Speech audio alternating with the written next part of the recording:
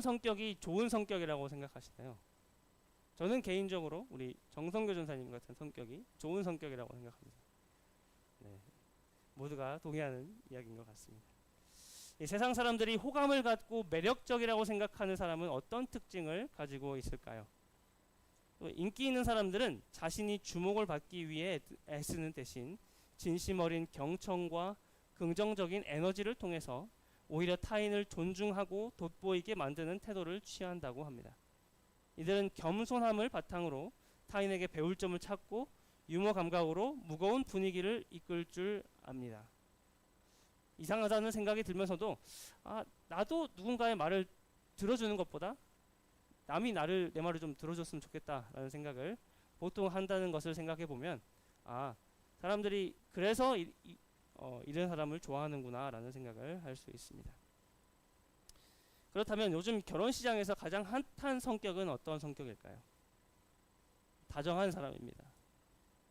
다정한 사람은 체력도 있고 긍정적이고 좋은 마음을 가진 사람이라는 인식이 강해서 그런 성격이 나중에 좋은 남편, 좋은 아빠가 될 수 있다는 특성이라고 생각해서 요즘 여성분들에게 인기가 많다고 합니다.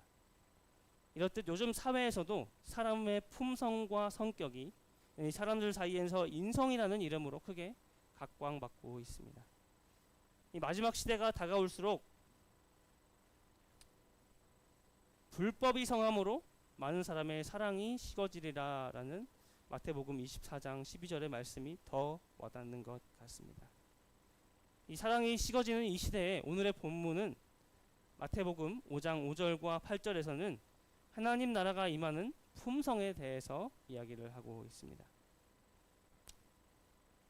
오늘 팔복에서 이야기하는 하나님 나라는 우리의 품성에 임하는 하나님 나라입니다. 지난 시간에도 이야기했던 것처럼 부족한 마음, 믿는 행동에 임하는 것이 하나님 나라입니다. 하나님 나라가 임하기 위해서 심령이 가난해야 되고 애통하고 긍휼히 여기고 화평케 하고 의를 위하여 핍박받는 일을 해야 되는 것이 아닙니다. 하나님 말씀을 읽고 묵상한 다음에 하나님 나라가 이런 나라구나 라는 생각을 하고 그 하나님 나라가 이 땅에 임하길 바라는 마음으로 하나님께서 보여주신 긍휼이 또 하나님의 성품인 화평케 하심이 또 임하기를 바라는 마음으로 행동하며 살아가는 것이 행복하며 살아가는 사람에게 임하는 것이 하나님 나라라는 것입니다. 마찬가지로 하나님 나라가 본인의 삶과 가정과 일터와 학교 그리고 교회에서 임하기를 바라는 마음이 간절하여서 온유한 마음으로 살아가고 마음을 청결하게 유지하며 살아가는 사람에게 임하는 것이 하나님 나라입니다. 여기서 중요한 포인트는 이 일을 이 사람들 우리가 완성해야 된다고 말하는 것이 아닙니다. 우리가 온유하고 마음이 청결해야 하나님 나라가 임한다는 것이 아니라 온유하고 마음이 청결한 사람에게 땅이 주어지고 하나님을 볼 수 있는 하나님 나라가 임한다라는 것입니다. 이 온유한 품성과 청결한 마음에 임하는 하나님 나라가 그들이 원하는 진정한 행복일 것이기 때문입니다. 이 본문에서 말하는 온유하다라는 말은 자신의 자존감에 지나치게 감명받지 않고 온화함, 겸손함, 사려 깊음, 긍정적인 의미에서의 온유함을 의미합니다. 자신을 과신하지 않고 겸손함을 이야기할 때 쓰는 말이 온유함이라고 이 원어는 설명하고 있습니다. 이 학자들은 예수님께서 이 세 번째 복을 시편 37편 11절을 인용한 것이라고 생각하고 있습니다. 이렇게 기록되어 있습니다. 오직 온유한 자는 땅을 차지하며 풍부한 화평으로 즐기리로다. 거의 비슷한 순서와 내용을 문맥적으로 이야기를 하고 있습니다. 이때 온유함을 이야기하는 히브리어 원어는 낮고 힘없는 자들을 의미합니다.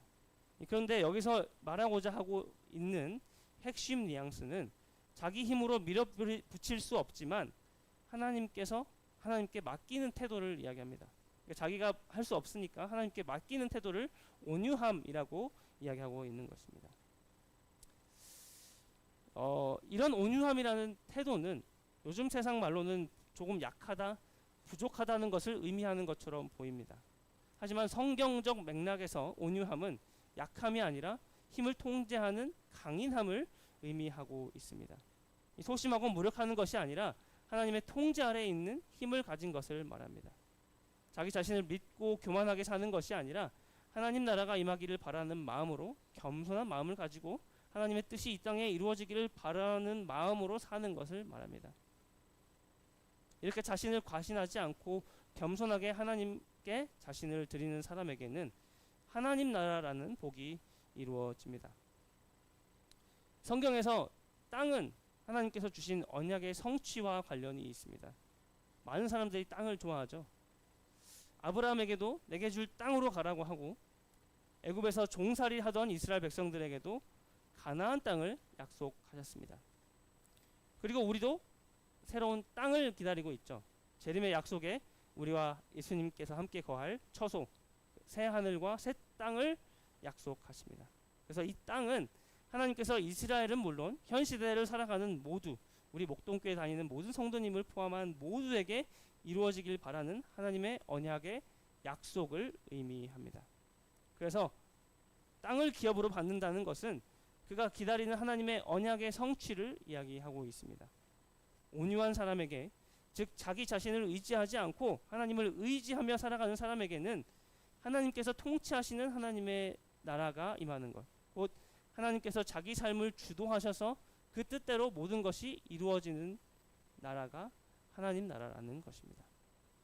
이 하나님 나라가 임하는 것이 자기 능력으로 되지 않고 하나님께서 주셔야 한다는 것을 인정하기 때문에, 그것을 알기 때문에 이 사람에게는 하나님께서 능력으로 통치하심으로 임하는 것이 복이고 행복입니다. 온유한 사람에게는 땅, 약속의 땅, 즉 개인의 삶과 가정, 그리고 직장과 교회에서 하나님의 통치, 하나님의 주권이 이루어지는 것을 말하고 있습니다. 관계가 회복되고 믿음의 영향력이 확대되는 것이 이 온유한 사람에게 주어지는 하나님의 나라입니다. 두 번째, 마음이 청결한 사람에 대해서 이야기하고 있습니다. 본문에서 말하고 있는 마음이 청결한 사람은 온전한 사람을 말하고 간사함이 없는 사람을 말합니다. 우리가 전사님 보면 그런 마음이 들죠. 아주 청결하고 다른 동기는 없어 보입니다. 이게 외적인 의식이 아니라 동기를 투명하게 가진 사람을 말합니다.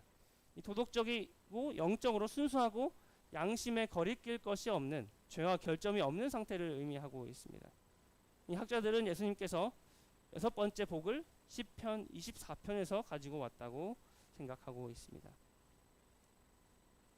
여호와의 산에 오를 자가 누구며 그의 거룩한 곳에 설 자가 누구인가? 손이 깨끗하며 마음이 청결하며 뜻을 허탄한 데 두지 아니하며 거짓 맹세하지 아니하는 자로다.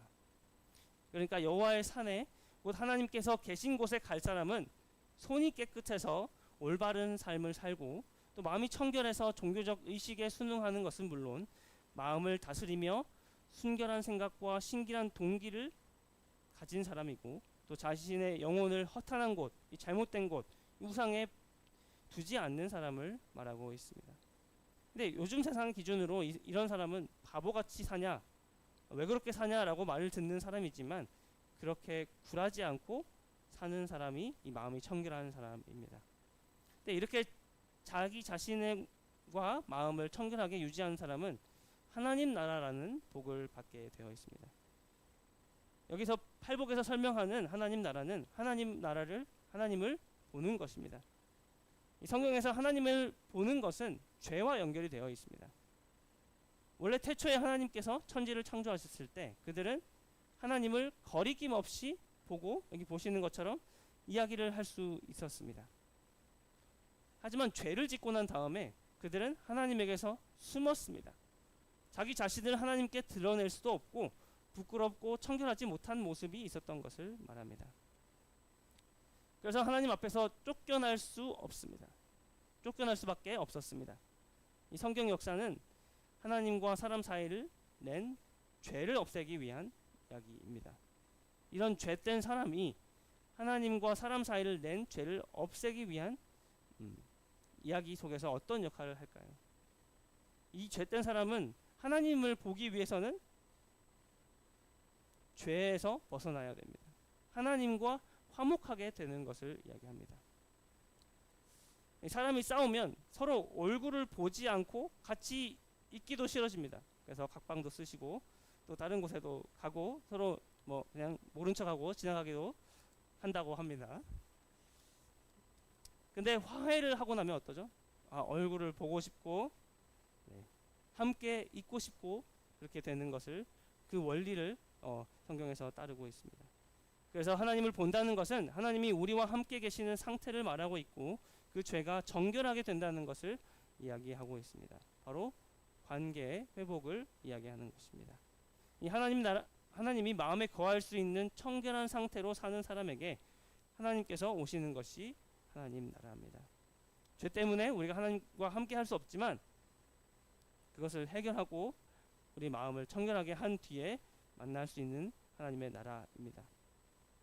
청결하고 신실하면서도 순결한 마음을 가지고 삶을 살아가는 사람에게 하나님 나라가 임하게 됩니다. 주님이 계실 수 있도록 청결하고 신실하게 이끌어가는 가정에 임하는 하나님 나라. 또 같은 마음을 가지고 일하는 사람과 그 직장, 학교, 교회 할 것 없이 그 청결한 마음을 하나님의 임재를 바라는 사람에게는 하나님께서 임하십니다.